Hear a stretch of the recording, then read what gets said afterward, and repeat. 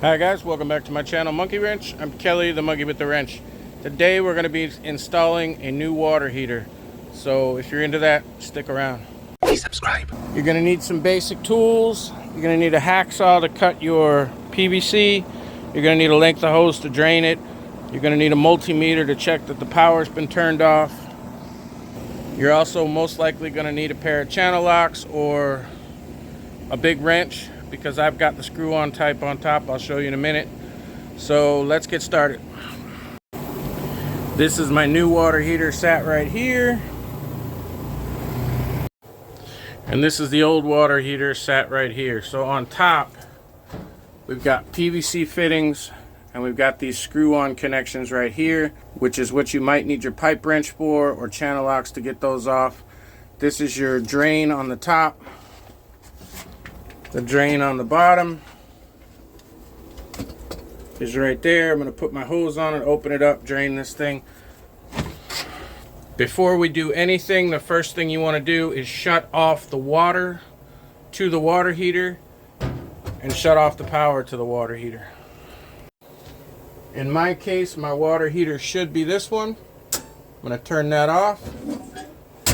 We're going to open it up and check that the power is off here in just a second. Now the first thing I'm going to do is take the screws out of the cover where my electrical goes in. As long as you don't touch wires, you're alright, and I've already got the power cut off, so I should be fine.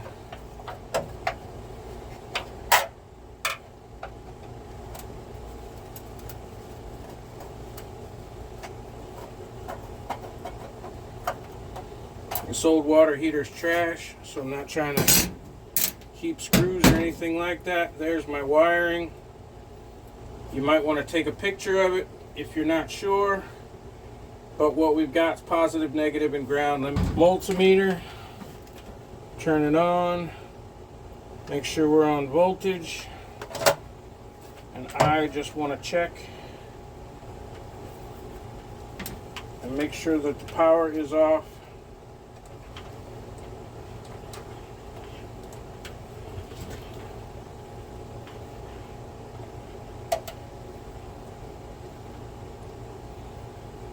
I got nothing. I'm going to go ahead and take this ground wire off.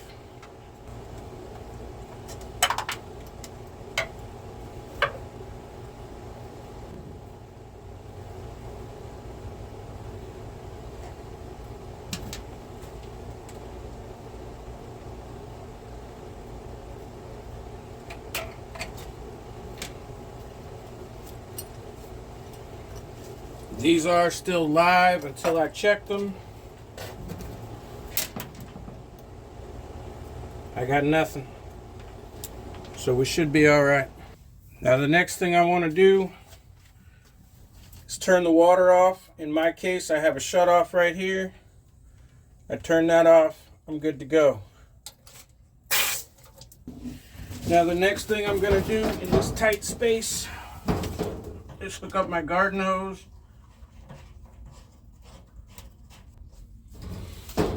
Feed it outside, and I'm going to open the valve. While that's still draining, this is my cold water in, this is my hot water out. You can tell on here it has blue for cold coming in, and on the other side it has red for hot going out.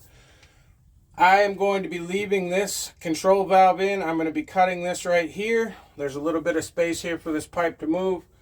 I'm going to cut the hot water out over here in the same general area because I have new PVC fittings for the new tank. I have new control valves here that will just screw on, and then PVC to connect the two, and that's it. So I'm just going to cut these real quick. You see I have a little bit of space here to work with, no problem.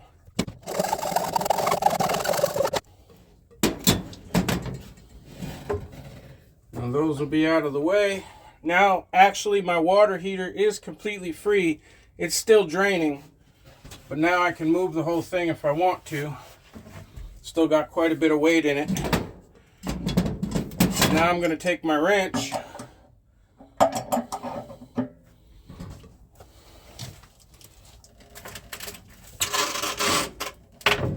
you know what? I don't even have to take these old ones off now that I think about it. I have new ones for the new tank. So when this is done draining out, I'll get the old tank out of here. I got to go get my neighbor to help. We'll get the new tank in, and all we're going to do is replumb it, put the power back on it. And that's my hot water heater draining right there. What I did was went inside, opened up the hot water knob on the sink, the kitchen sink, so that it would allow water to go in and the pressure to be relieved. And I also opened up this valve on the top to also allow it to drain, to get air in so it would drain out. So I'm going to let that drain out and we'll get back to it. So there's the hole where the old water heater used to be. There's the old water heater. Whew. And there's the new water heater. I did not go to bother my neighbor. Was able to get it out myself. So I'm going to take a break and I'm going to put the new water heater inside, show you how to hook it up. Alright, the new water heater is about 2 or 3 inches taller than the old water heater, which is no problem. Once you get it in place, make sure it's on level ground. Once you get all that weight in there, this happens to be 50 gallons or 400 pounds, it's not going to move. So make sure that you put it back as far as you want it. Make sure it's not too wobbly. And make sure that you can reach it past your release valve once it's in place. Now these screw on the top, the inlet and out, and go from metal to PVC. So the first thing I'm going to do is get some dope, some tape, plumber's tape, and when you put this on, make sure you go in the same direction as you're going to be screwing whatever piece on you're going to be screwing. This just fills the teeth in a little bit to make sure we don't have any leaks. I'm going to do both. And because I'm going to be putting them on clockwise, I'm making the tape go around the threads clockwise so that it doesn't unroll the tape when you put the part on. It'll still tear it to a certain extent.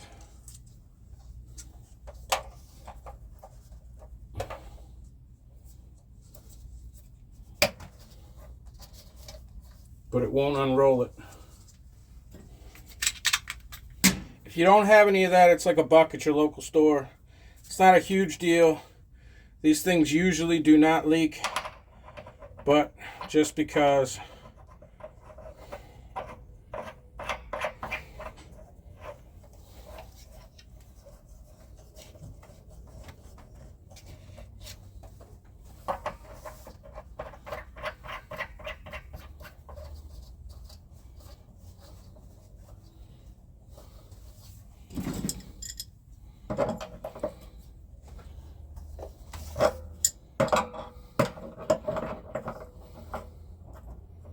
now you want to tighten these on before you put any of the pipe on, because once you do, you won't be able to twist it anymore.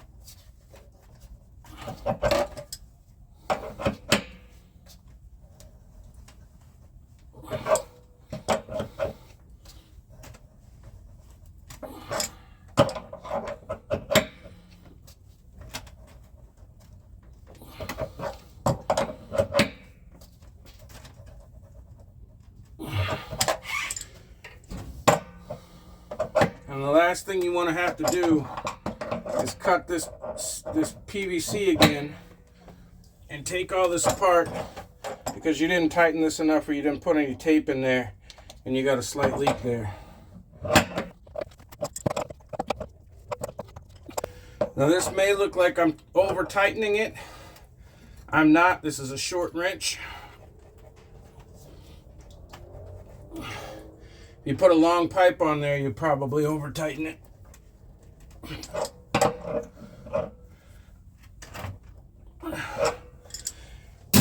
should do it. Now hopefully I've got enough play to lift these pipes up to be able to get the new ones on. Now I'm just going to dry fit. I know that I have to have an elbow that comes off of here, so I need to cut a piece that'll go into this elbow and into the fitting, and then I need to have a piece that goes from the elbow out here and to a coupler. So it's going to go together like that. So I'm going to go ahead and cut these pieces and dry fit them and make sure that I've got enough room. This one is connected to an outside spigot. And if I break this, I don't have the parts to fix this tonight. So what I want to do is go up pretty much as high as I can without breaking anything and be able to dry fit this. So let me get these pieces cut.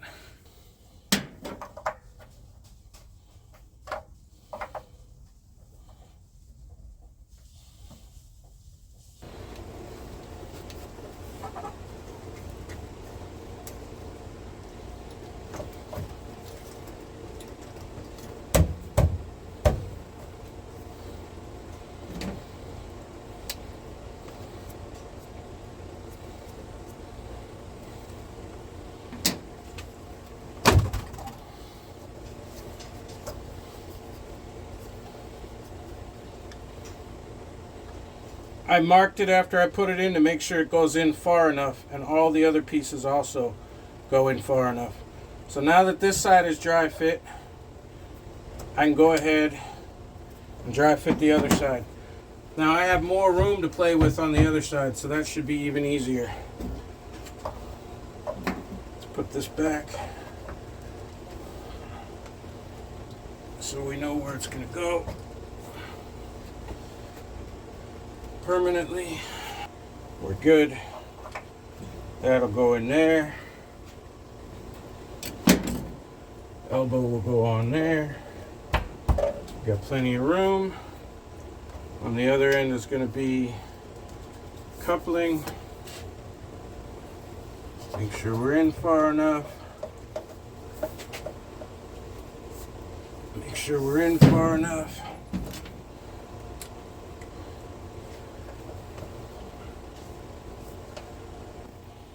So then we take this, we put this in there, and we bring that out like so.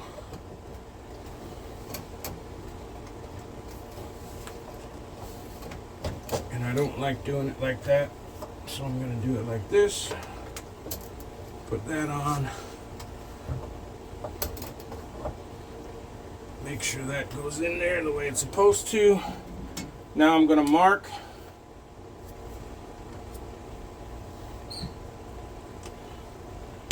and double check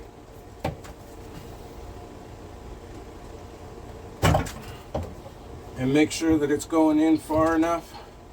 See, I know that's going in far enough, and I know that's going in far enough, and I know it's going, the coupling's going on far enough because I can see the inside and it's right up in the center. So now I'm ready to get a piece of paper towel, dry this line because it's got a little bit of wetness on it.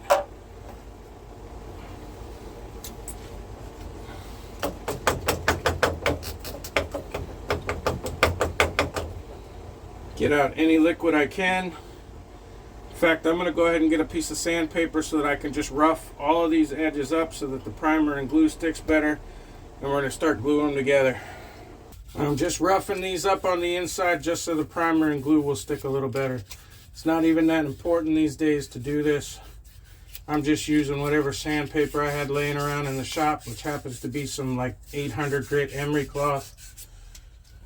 No big deal. Fixing this stuff is real simple. As you can see how easy it was to take apart and to cut the new pieces. So if I have to do a repair because something leaks, it's more of a pain in the ass than it is a catastrophe. And my washer and dryer room is outside the house. So if I get a leak, it's not a big deal. Let's wipe them out and get the glue. All right, now Make sure you know the difference when you're purchasing. Your primer is usually the same. I use this Oatly brand purple primer. I am using an all-purpose glue because this is CPVC, not regular PVC, and this covers both regular PVC and CPVC. So I'm going to go ahead and start by priming. This stuff usually makes kind of a mess. Just get it all the way around. This.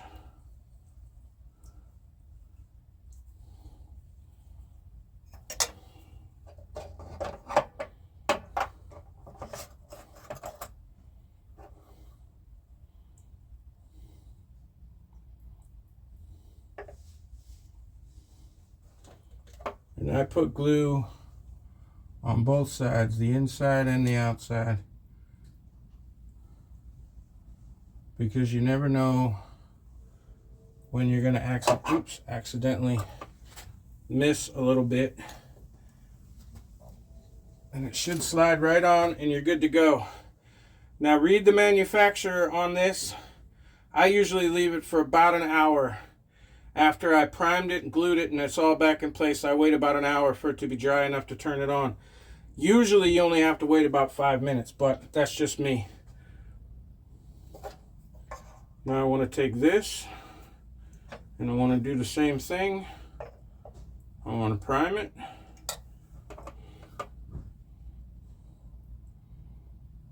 And I want to glue it. You can't use too much glue or primer. It'll just squeeze itself out. When you push it in until it stops, and you're good to go.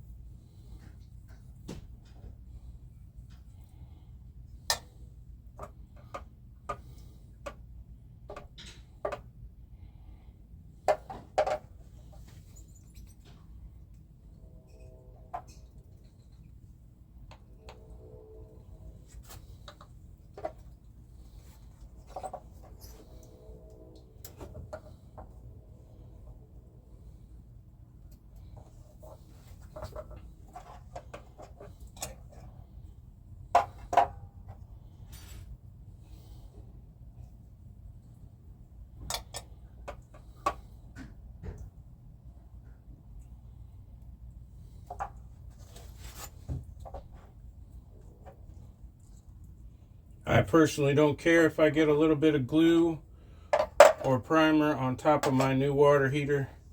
That never minded me none. Make sure it's down. Primer, primer.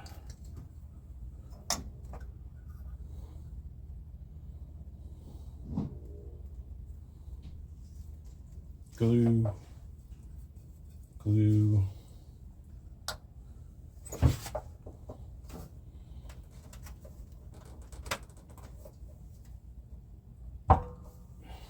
And glue. Now you've seen me work pretty quick. That's because I wanted to make sure that everything was twisted in the right direction, this elbow being the main thing. If I left the elbow on and I let it dry for 5 minutes and it was cocked slightly, I would have had to twist the whole damn thing to get it to go inside. So on this one I want it to go quick. That's it. It's finished. Let me just do the other side right quick. Now that should be it. I'm going to give this an hour to dry. I'm going to hook up the power lines here in a minute and show you guys. Then I'm going to give this an hour to dry. Then I'm going to turn the water back on. Before I turn the power on, you don't ever want to put power to the heating elements inside, or you'll fry them inside of 30 seconds. All right, momento el trutherino. Inside the house, I have the hot water spigot turned on the sink. I never opened the drain valve on the bottom. It's going to take a minute or so, well, probably 5 or 6 minutes to fill this up. Once the tank fills completely, The water will then backflow through the hot water pipes, all the way to my open hot water sink. And then I will know all the air is out. So I will then let it run for a minute or two and make sure we don't have any leaks. Then when I shut it off at the sink, it'll have complete pressure in here. All the pipes will be completely pressurized. And that's when I'll know if there's anything leaking out. It's not supposed to. Oftentimes, when you mess with these after a long time, they will leak themselves. I see a little bit of water dripping here. It's not coming from up here. This is all dry. It's most likely leaking right out of the top of this. If that happens, you can always turn it off.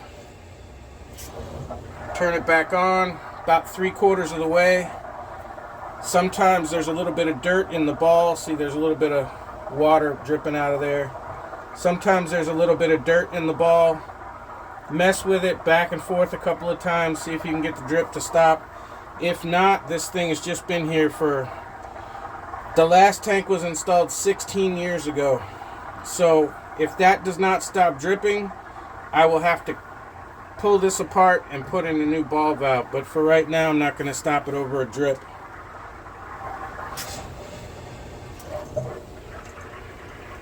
That's coming out of the top right here. And there's not a whole lot I can do about that except replace it down the road. Hopefully it's just got some dirt in there. And by turning it off and on a few times, it'll get past there and it'll stop the drip. But what I'm worried about is dripping here where my new stuff is. We'll know when we turn it on, when we get it filled up. And this is what happens when you're refilling it. I have the hot on the sink open and you can hear the air escaping. That's because the tank is filling up, and as it fills up, it has to push all the air out of the tank. Then it has to push all the air out of the return line all the way to the sink. Once the air stops and the water starts, then I know that the system has been aired. It's been leaked out of the air and we're good to go and it's full. Then I'll check all the fittings, then we can put electricity to it and make sure it works. Ooh, that's yummy. Look how brown that shit is. That is stuff that was in the old water heater that made it into the old lines. We got a brand new tank. There's nothing in the new tank. So that's just crap that was coming out of those lines. But at least we got water now, not so much air.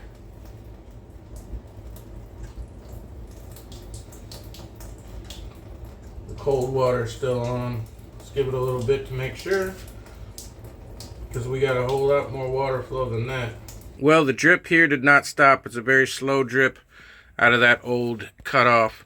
So what I'm going to end up doing is cutting that and replacing that and redoing that. And this one here has the slightest of drips.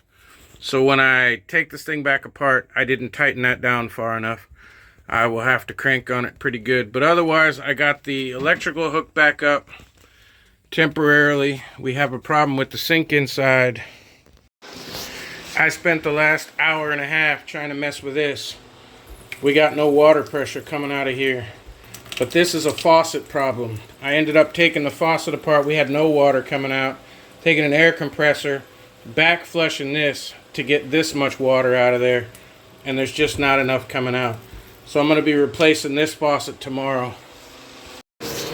But you can see we got plenty of hot water coming out the rest of the house. And it works just as well in the shower. So it's a faucet issue, not a water heater issue. So I've got it heating up. I'm going to give it another half hour or so. Make sure we got hot water coming out. So I'm not sure what happened to the footage for the end of this video. So let's just do a P.S. I love you. Here we are. I've installed a new faucet in the kitchen. We went and bought a brand new faucet. This is a nice American standard. May look the same, subtle differences. But we now have hot and cold. So we're good there. The old faucet seems to have gotten a bunch of crap in it. And I'm going to be pulling that apart in a future video and showing you how to clear those faucets out. That thing was 25 years old and she wanted a new faucet anyway. So that took care of that issue.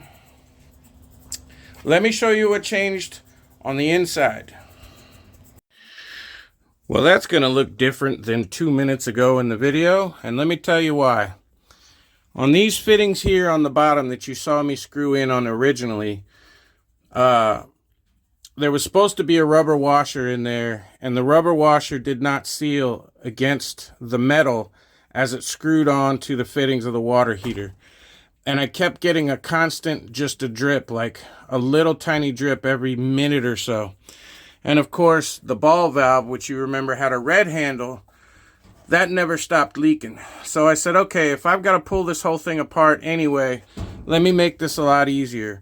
So I bought these flex hoses, and instead of having that fitting that screwed onto the water heater for the PVC to go into, these are water heater hoses, and they screw directly to the water heater without extra fittings. They have rubber washers inside, just like a garden hose on both ends. And the point is that you can tighten them after installation. So once I had everything in place, I did notice that there was still a slight leak, and I was able to put a wrench on it and tighten it, and it didn't twist the pipe because it wasn't glued to a piece of PVC. So I wanted the ability to be able to tighten those down as necessary after the fact. And while I was at it, I ran this line, originally stopped right here. You remember it came straight across and then went to the cutoff valve. So I ran that up higher, put that in line before the cutoff so that the only thing that was being turned off was the water heater. Put in a brand new ball valve, which was all of $6, a couple of new elbows. The most expensive bits were these right here, and I want to say they were like $15 a piece. But I'll tell you right now, if you're doing a job like this, use them. It makes it so much easier to tighten it down after the fact. Because as you saw, I put all that PVC in place, and it was all fine and not leaking, but it was glued together, and I couldn't tighten it after the fact. So it was worth doing it this way. Other than that, I just went ahead and put the covers back on the electrical, tightened everything up, and we've got a fan in here just to kind of dry the floor after the mess that I made. So if you're looking at doing this video, the only thing that I wish that I would have done from the beginning was to buy those flex hoses. I didn't really want to spend an extra $30 on something like that, but I never did understand why you would take the chance to, and here's the old water heater, to use those connections here and run PVC straight to it, and you couldn't loosen it or tighten it after the fact. With those flex connectors on there, it'll make it so much easier to change the next water heater if I happen to be here in 10 or 15 years. You just have to unscrew them with a wrench, take them off, bring the new heater in, screw the things on. You're not changing any plumbing. You're not doing anything. So spend the extra $30, put those things on, make your life easier, and make any changes down the road easier for the next person who may have to replace the heater or whatever the case may be. So I hope you learned something from this. If I can do it, any monkey can do it. Grab your wrench, grab your saw, grab your multimeter. Don't electrocute yourself. Thanks for watching. Hit the like button, hit the subscribe button. It's somewhere between my chin and my balls. So thanks for watching, and I'll see you soon.